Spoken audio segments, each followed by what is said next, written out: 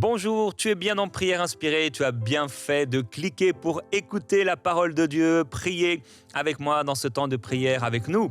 Et en ce moment, nous sommes en train de parler du retour du Seigneur Jésus-Christ avec toi. Je crois que tu es encouragé. Quand on parle du retour de Jésus, ça fait quelque chose, ça produit quelque chose dans nos cœurs parce que le Seigneur Jésus revient nous chercher. Et le mercredi, comme tu le sais, on prend ensemble un verset ou un passage biblique des Écritures. On a commencé dans le livre de la Genèse et on est aujourd'hui rendu dans le livre de Ruth. La semaine dernière, on était dans le livre de Juges et on a pris l'exemple de ces chars de fer comme illustration par rapport à la maladie. Il n'y a aucun char de fer, aucune maladie que le Seigneur ne peut détruire. Alors encore aujourd'hui, si tu en as besoin, reçois la guérison. Mais aujourd'hui, on est dans le livre de Ruth et j'ai donné un peu ce titre un peu étonnant. Ruth donna naissance à Jésus. Alors quand je donne ce titre, c'est bien sûr parlant de la généalogie, puisque Ruth va faire partie de la généalogie de notre Seigneur Jésus-Christ. Et de la même manière que le Père a bien préparé les choses concernant la venue de Jésus en chair, de la même manière qu'il a bien préparé les choses concernant la mort de Jésus, la crucifixion et la résurrection, de la même manière le Père a préparé les choses concernant le glorieux retour de Jésus avec l'enlèvement de l'Église et tout ce qui va arriver par la suite dont on a parlé hier. Et si tu n'as pas vu l'émission, je t'encourage à pouvoir aller la voir dans l'application Prière Inspirée ou sur la chaîne YouTube de MCI TV. Et donc dans Ruth au chapitre 4, ça va être le mariage de Boaz avec Ruth. Et les gens témoins de ce mariage vont dire eh bien, que l'Éternel rende ta femme semblable à Rachel et Léa, qui ont toutes les deux donné naissance à la communauté d'Israël. Et ils vont dire « Montre ta force dans Ephrata et fais-toi un nom dans Bethléem. » Fais-toi un nom dans Bethléem. Alors Bethléem, je pense que ça te rappelle quelque chose. Puisse la descendance que l'Éternel te donnera par cette jeune femme faire ressembler ta famille à celle de Péretz que Tamar a donnée à Juda. Et donc, il va épouser Ruth, elle va tomber enceinte et ils vont appeler leur enfant Obed. Et ce fut le père d'Isaïe, père de David. Et donc, au verset 18, il est écrit « Voici la lignée de Péretz ». Alors, ça va peut-être pas te parler beaucoup, mais tu vas comprendre pourquoi je lis quand même ces trois versets. Péretz eut pour fils Hetzron, Hetzron eut Ram, Ram eut Abinadab, Abinadab eut pour fils Nachon, Nachon Salmon, Salmon eut pour fils Boaz, Boaz eut Obed, Obed eut pour fils Isaïe et Isaïe eut David. Donc on retrouve ici une généalogie qu'on va retrouver également dans Matthieu au chapitre 1 et au verset 1 où il est écrit « Voici la généalogie de Jésus-Christ, fils de David, fils d'Abraham ». Alors et on va aller au verset 3 « Judas eut Péretz et Zérak de Tamar. Péretz eut Hetzron, Hetzron eut Ram, Ram Abinadab, Abinadab Nachon, Nachon Salmon, Salmon Boaz de Rahab. On est en train de parler de Rahab. Et Boaz eut Obed de Ruth, Obed eut pour fils Isaïe. Et la généalogie continue jusqu'à ce que Marie ait Jésus. Alors Ruth va se retrouver dans cette généalogie et comme je l'ai dit, et c'est la pensée pour toi aujourd'hui, Dieu a tout préparé et ce qu'il a dit arrive.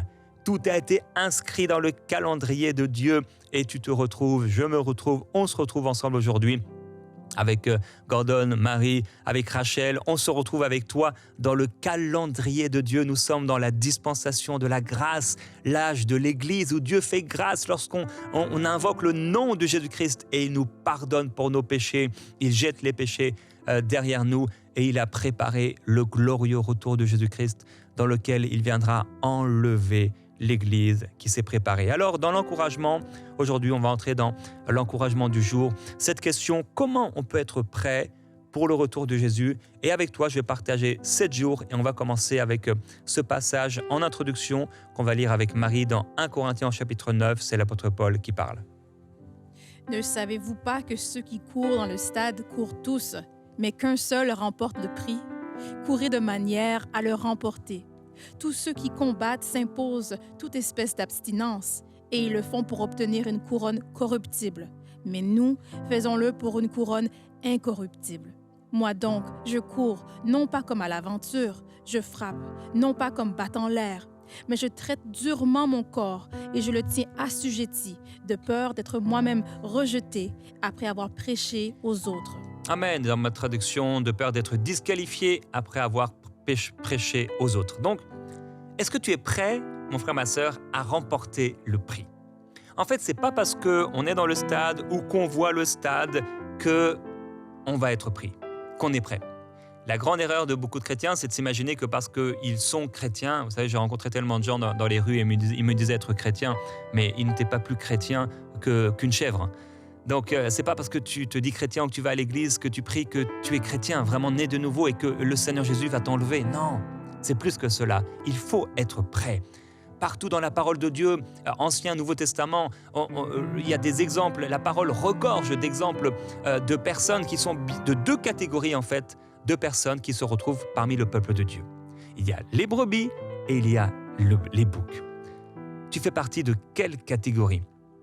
Alors, ce que je veux te dire, c'est que ce n'est pas parce que tu es donc dans le stade ou que tu vois le stade que tu obtiendras forcément le prix. C'est ce que dit Paul en introduction de ce passage au verset 23. Il dit « Je fais tout à cause de l'Évangile afin d'y avoir part. » Je fais tout à cause de l'Évangile afin d'y avoir part. Mais bon, que font les perdus pour avoir part à l'Évangile? Rien du tout. Quelqu'un qui ne connaît pas le Seigneur, il ne fait rien pour avoir part à l'Évangile. Il ne fait rien pour avoir part au royaume et être prêt pour le retour du Seigneur Jésus-Christ. Donc, comme à l'époque de Noé, le païen, il mange, il boit, il s'occupe de ses affaires. Voilà, il est tourné vers lui-même. Et si quelqu'un est assis dans les gradins, bon, il n'aura jamais le prix. Il peut même aller à l'église, s'asseoir dans les gradins, mais ne pas être prêt. Il faut être dans le stade et participer. Donc la première étape, c'est d'être prêt. Pour être prêt, c'est d'être un participant actif. On n'est pas dans les gradins, on est dans le stade. Et pas seulement dans le stade, on est en train de regarder les autres courir. On est dans notre course, il faut qu'on soit prêt. Il ne suffit pas non plus de faire partie de l'équipe pour être prêt. Il ne faut pas faire partie seulement de l'église pour être prêt, donc aller à l'église. Ton équipe peut gagner, mais si tu étais à la maison en train de te goinfrer de chips devant la télé, il n'y aura pas de médaille pour toi. Peut-être pour ton équipe, pour ton église, mais pas pour toi. Et c'est pourquoi, parfois, dans les films sur l'enlèvement de l'église, on voit l'enlèvement de l'église qui arrive au milieu d'une prédication et il y a plusieurs personnes qui sont là et qui regardent et qui pleurent et qui tout à coup réalisent ce qui s'est passé parce qu'ils n'étaient pas prêts. Oh, c'est terrible de ne pas être prêt. Pour être prêt, pour l'enlèvement, je crois, il faut aussi être préparé. Paul parle de quoi? D'un athlète. Mais un athlète, ça se prépare. Si je te disais aujourd'hui, eh bien, maintenant, tout de suite, tu dois courir pendant 1 heure. Ah, ça te serait difficile si tu ne fais pas de sport. Ça me serait probablement difficile. 1 heure, c'est quand même long, surtout si tu dois courir vraiment vite. Est-ce que tu es prêt? Si on te dit c'est maintenant que le Seigneur Jésus arrive, on n'aura pas le temps de réfléchir, on n'aura pas le temps de demander pardon. Qu'est-ce qu'on va être en train de faire à ce moment-là?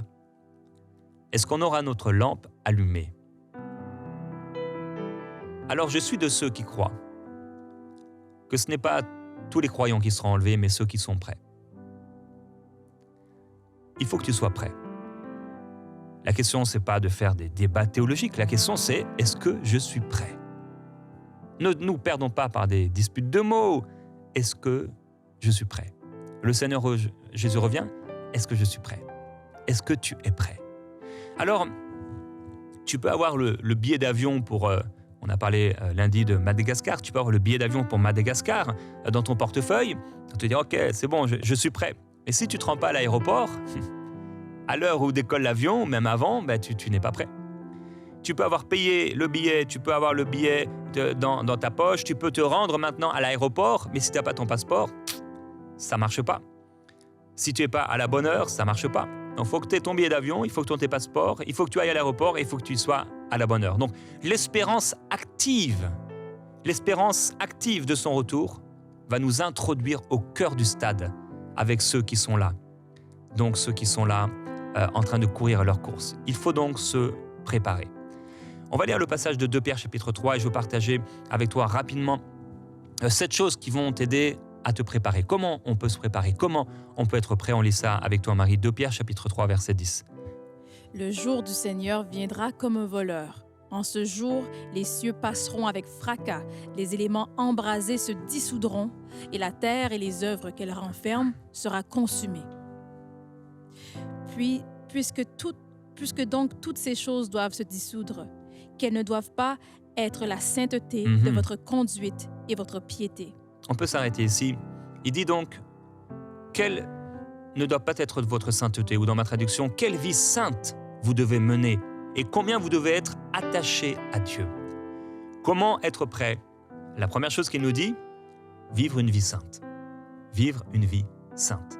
Donc, le péché, c'est pas quelque chose comme ça que oh c'est pas si grave, oh c'est pas grave, oh non de dire des gros mots, même jusqu'à ces petites choses là, oh non c'est pas grave de regarder de la porno, non c'est pas si grave de s'enivrer, non c'est pas si grave d'aller en boîte de nuit, il y a la liberté, c'est la grâce, non c'est pas si grave de coucher avant le mariage, c'est pas si grave d'être dans 2 relations amoureuses. C'est pas si grave de ne pas aller à l'église, c'est pas si grave de ne pas servir Dieu, c'est pas si grave de ne pas aller aux réunions de prière, c'est pas si grave de ne pas prier pour les perdus. Le péché, en fait, c'est grave. Et on doit mener une vie sainte. Pierre est en train de nous dire ici, et on va le voir ensemble, une liste de choses qui vont faire qu'on va être prêt. Il parle du jour du Seigneur, qui va venir comme un voleur. Donc, il ne faut pas qu'on se laisse surprendre. Il faut être prêt. Il faut mener une vie sainte. Une vie sainte pour le Seigneur. Donc, on renonce au péché. On laisse l'œuvre du Saint-Esprit de sanctification s'opérer en nous. On ne se conforme pas au siècle présent. Et il dit une deuxième chose, vous devez être attaché à Dieu. Attaché à Dieu. Donc, je dois être attaché à Dieu. Je dois m'attacher à Dieu. Ça veut dire quoi? J'ai un respect pour Dieu. J'ai une communion avec Dieu, quotidienne avec lui. Je prie, je veille, j'écoute sa voix, je l'écoute. Et également, on lit au verset 12. Tandis que vous attendez et hâtez l'avènement du jour de Dieu, à cause duquel les cieux enflammés se dissoudront et les éléments embrasés se fondront. On peut s'arrêter là. Donc, il dit en attendant que vienne le jour de Dieu et en attend sa venue. Donc, il nous donne encore 2 choses pour être prêt. Il dit en attendant. Donc, on doit attendre le jour de sa venue. C'est-à-dire que peut-être, on n'y passe pas à chaque instant de la vie, à chaque instant de la journée plutôt, mais ça doit quand même être dans notre cœur. Comme on a lu, le peuple attendait que Zacharie sorte du temple, on doit attendre. Ou comme Siméon, on a vu, il attendait vraiment la révélation de Jésus-Christ. On doit être dans une attente, comme en fait un sportif qui se prépare pour une compétition. Il est dans l'attente, il n'est pas en train de faire n'importe quoi. Non, il y a une compétition qui est là et il ne peut pas manger comme il veut, il ne peut pas vivre comme il veut, il ne peut pas dormir aussi tard qu'il le voudrait. Il y a une compétition. Oh, je dois faire attention. Donc, tu dois attendre. Tu dois attendre. Également, tu dois hâter le jour de sa venue. On doit hâter le jour de sa venue. On va le lire, mais c'est les derniers versets de l'Apocalypse, Apocalypse chapitre 21. Au verset 20, il est écrit « Celui qui atteste ces choses dit « Oui, je viens bientôt. Amen. Viens, Seigneur Jésus. » C'est l'avant-dernier verset de la Bible. « Viens, Seigneur Jésus. » Oh, j'ai hâte de la venue de Jésus. Donc j'attends cela. Ça veut dire, c'est comme si je désire vivement, je soupire en même temps comme Lot. Comme Lot, il soupirait quand il voyait les péchés autour de lui. Donc je soupire, c'est vraiment le moment, c'est le moment où le Seigneur Jésus va revenir et on peut lire au verset 14. C'est pourquoi, bien-aimés, en attendant ces choses, appliquez-vous à être trouvés par lui sans tache et irrépréhensibles dans la paix. Amen. Alors appliquez-vous ou encore faites tous vos efforts. Appliquez-vous ou faites tous vos efforts pour être trouvés purs, irréprochables dans la paix. Donc on s'applique et il y a des efforts qui sont faits. On ne se laisse pas vivre. On fait attention, on veille à notre conduite, on veille également à nos relations pour être trouvés dans la paix. Autant que cela nous soit possible, on va être dans la paix avec les autres. On n'est pas des gens qui s'irritent pour rien, on n'est pas des gens qui marchent dans la jalousie, on n'est pas des gens avec un esprit critique, constamment en train de critiquer les autres, avec un esprit d'animosité, de rébellion, de division. C'est pas notre cœur. Quelqu'un qui est là-dedans, il n'est pas prêt. Il faut qu'on soit prêt. Il faut qu'on soit prêt, donc il faut que nos cœurs soient en paix. Il n'y a pas de souillure sur nos vêtements qui causerait notre honte. On doit être prêt, vivre dans la paix et non dans un esprit de dispute. Alors le credo de ceux qui veulent être prêts, c'est « je veux lui plaire ». Je veux lui plaire. Donc on s'applique. Et qu'est-ce qu'il dit encore? Un peu plus loin au verset 17, donc on peut le lire. Vous donc, bien-aimés, qui êtes avertis, mettez-vous sur vos gardes, de peur qu'entraînés par l'égarement des impies, vous ne veniez à déchoir de votre fermeté. Voilà, donc si vous ne faites pas attention, les impies, donc ceux qui ne connaissent pas le Seigneur, ils vont vous amener finalement à déchoir. Ça veut dire perdre votre position, la bonne position que vous occupez. Donc, prenez garde de ne pas vous laisser entraîner. C'est encore un autre point qu'il nous dit, c'est le 6e point. Prendre garde de ne pas se laisser entraîner par les rebelles. Donc, de ne pas se laisser aller à la dérive, comme le fils prodigue qui se retrouve là à manger ou à espérer qu'on lui donne à manger la nourriture des cochons parce qu'il a dépensé tout son argent avec les prostituées, les gens de mauvaise vie, et il est là. Mais où en es-tu, mon frère, ma sœur? Tu es sur cette émission, le Seigneur est en train de te parler. Est-ce que tu es prêt? Il y a des choses à régler dans ta vie. Je t'encourage par amour, vraiment. Tu es comme mon frère physique, ma sœur physique de sang. Je voudrais te parler ainsi et te dire, mais fais attention, règle ces choses. Règle cette chose. Quelqu'un, tu m'entends et tu n'es pas marié, et tu as des relations sexuelles avec cette personne, mais tu ne peux pas te permettre de faire ça. Parce que le Seigneur Jésus revient. Et tu ne veux pas rater l'enlèvement. Et tu peux te dire, mais oui, mais ça fait longtemps que le Seigneur Jésus doit revenir. Jésus revient. Tu dois être prêt. On ne joue pas avec notre salut. On ne joue pas avec ces choses parce que au moment où le Seigneur va revenir, si tu n'es pas prêt, tu vas rester sur la terre, réaliser ce qui s'est passé, certainement te repentir. D'autres, malheureusement, feront le choix du suicide pour aller directement en enfer.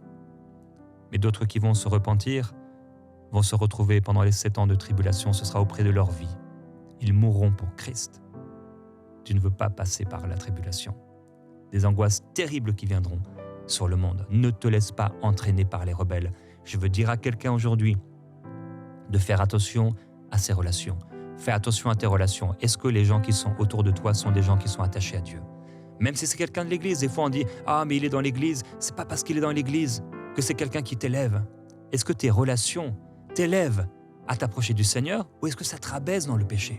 Est-ce que depuis que tu es avec cette personne, en fait, ça t'approche de Dieu et tu t'aimes encore plus le Seigneur? Ou est-ce que depuis que tu es avec cette personne, mais en fait, c'est de la superficialité? Tu fais que de penser des choses du monde, les vêtements du monde, les pensées du monde, tu es dans le monde et vous parlez que de séries Netflix. Mais si c'est ça ta vie, mais est-ce que tu es assis dans les gradins, en fait? Fais attention. Et on termine avec le dernier conseil qu'il nous donne dans ce passage au verset 18.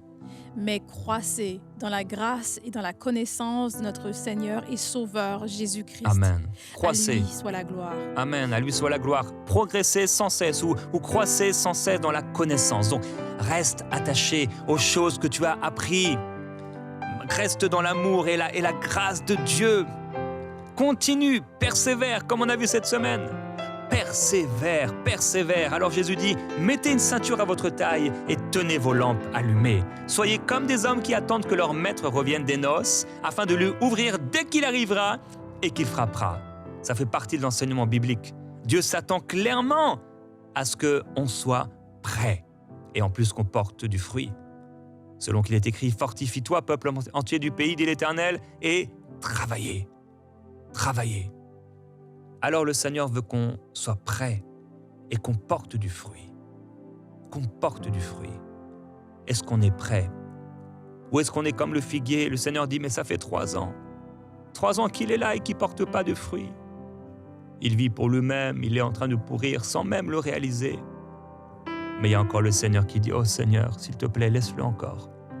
Je vais l'arroser, je mettrai du fumier, je vais prendre soin de lui. Et peut-être à l'avenir, produira-t-il du fruit, sinon on le coupera. Tu es là maintenant et peut-être tu es comme ce figuier. Je rends grâce à Dieu si tu es prêt, prête. Mais si tu es comme ce figuier, le Seigneur te dit, es-tu prêt? Prépare-toi. Et alors que Marie va faire ce chant, consacre-toi au Seigneur maintenant dans la prière.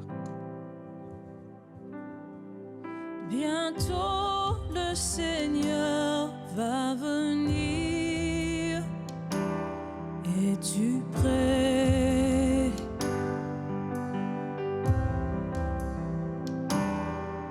Bientôt le ciel il veut t'ouvrir.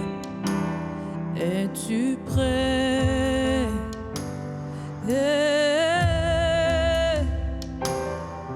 Bientôt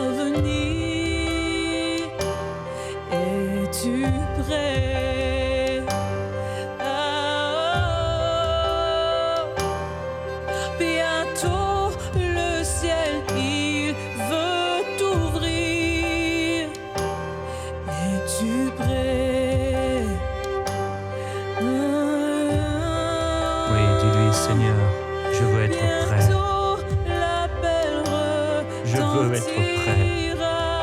Je veux me préparer. Es-tu prêt? Je veux me préparer, Seigneur.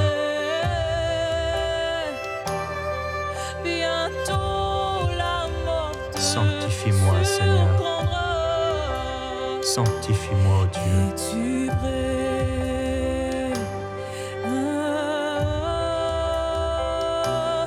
Es-tu prêt? Es-tu prêt? Es-tu prêt pour l'éternité? Es-tu prêt? Es-tu prêt? Le Seigneur t'a-t-il racheté? Es-tu prêt? Es-tu prêt? Merveilleux Jésus-Christ. Es-tu prêt pour l'éternité? Le Seigneur Jésus dit dans Apocalypse chapitre 22, au verset 12, « Voici, je viens bientôt, et j'apporte avec moi ma rétribution pour rendre à chacun selon son œuvre. Je suis l'alpha et l'oméga, le premier et le dernier, le commencement et la fin. Heureux ceux qui lavent leurs robes, afin d'avoir droit à l'arbre de vie et d'entrer par les portes dans la ville. Et dehors les chiens, les magiciens, les débauchés, les meurtriers, les idolâtres, et quiconque aime et pratique le mensonge. Moi, Jésus, j'ai envoyé mon ange pour vous attester ces choses dans les églises. Je suis le rejeton et la postérité de David, l'étoile brillante du matin. L'esprit et l'épouse disent « Viens ». Que celui qui entend dise « Viens ». Que celui qui a soif vienne. Que celui qui veut prenne de l'eau de la vie gratuitement. Seigneur, nous disons ensemble, viens. Oui, mon frère, ma sœur, dis, viens à Jésus. Jésus, nous te disons, viens. Viens dans nos cœurs, viens dans nos vies, viens dans nos pensées, viens dans nos maisons, viens dans nos familles, viens dans nos journées, viens nous visiter même la nuit. Viens Seigneur Jésus et reviens chercher l'Église. Oui, viens Seigneur Jésus, nous croyons en ton retour. Nous croyons que de la même façon que tu avais préparé l'incarnation, dans cette chair, Seigneur Jésus, tout avait été préparé à l'avance par toi, ô Père, de la même manière que l'Esprit n'a pas permis que le Fils voie la corruption, mais l'a ressuscité d'entre les morts, et que cette résurrection était prévue depuis toujours. De la même manière, ô Dieu, tu as prévu l'enlèvement de l'Église. Alléluia! Ce que Siméon attendait, ce que Anne attendait, Seigneur, ils l'ont vu par ta grâce, parce que tu n'es pas un menteur, tu n'es pas un fils d'homme, non, pour te repentir. Ce que tu dis est oui et amen, ta parole est la vérité. Et tu as dit, Seigneur Jésus-Christ, qu'au son de la trompette de Dieu, qu'à la voix d'un archange, les morts en Christ ressusciteront premièrement, et nous tous qui sommes sur la terre, nous serons enlevés à la rencontre du Seigneur dans les airs, et nous le verrons face à face. Alléluia, merveilleux Jésus-Christ, nous croyons que tu reviens et nous voulons nous préparer. Père, je prie pour quelqu'un maintenant. Il a besoin d'être prêt. Elle a besoin d'être prête. Et je te demande, Père, un esprit de révélation. Donne-lui une conscience de l'importance de la sainteté, de l'importance de se préparer et de ne pas courir après des futilités. Ces maisons, elles passeront, ces voitures, elles seront consumées. Rien des choses mondaines et terrestres ne restera. Mais ta parole demeurera. C'est pourquoi nous voulons marcher en fonction de cette parole. Vivre en fonction de cette parole. Seigneur Jésus-Christ, merci pour l'œuvre de sainteté et de sanctification que tu opères dans les cœurs par ton esprit. Oui, selon ce que tu as dit. Que tout votre être, l'esprit, l'âme et le corps, soient conservés irréprochables jusqu'à l'avènement, le retour de Jésus-Christ. C'est ma prière, Seigneur. Pour mon frère, ma sœur, que tout son être soit conservé irréprochable. Que son esprit soit vraiment pour toi, Seigneur, pas d'idolâtrie. Pas de culte à des dieux. Pas d'adoration, pas de parole à des morts, à des saints qui seraient morts, à quiconque. Mais juste à toi. Que son âme soit conservée irréprochable. Seigneur, nous branchons tous d'une manière ou d'une autre, mais notre âme est pour toi. Tu as trouvé David un homme selon ton cœur. Nous voulons avoir les pensées qui sont tiennes, que notre âme te soit agréable, que tout leur corps te soit agréable, que tout son corps te soit agréable. Père, je prie que son corps, il le tienne. Elle le tienne dans la sainteté. Pour que tout notre être, l'esprit, l'âme et le corps, soit conservé irréprochable jusqu'à ton retour, car tu reviens, Seigneur, nous chercher. Nous voulons être prêts. Alors nous allons nous préparer. Et je te demande pour terminer ce moment de prière, pour mon frère et ma sœur, s'il y a des choses qu'il doit mettre en règle, qu'elle doit régler, parle, Seigneur, encore. Parle, ton serviteur écoute. Viens, Seigneur Jésus.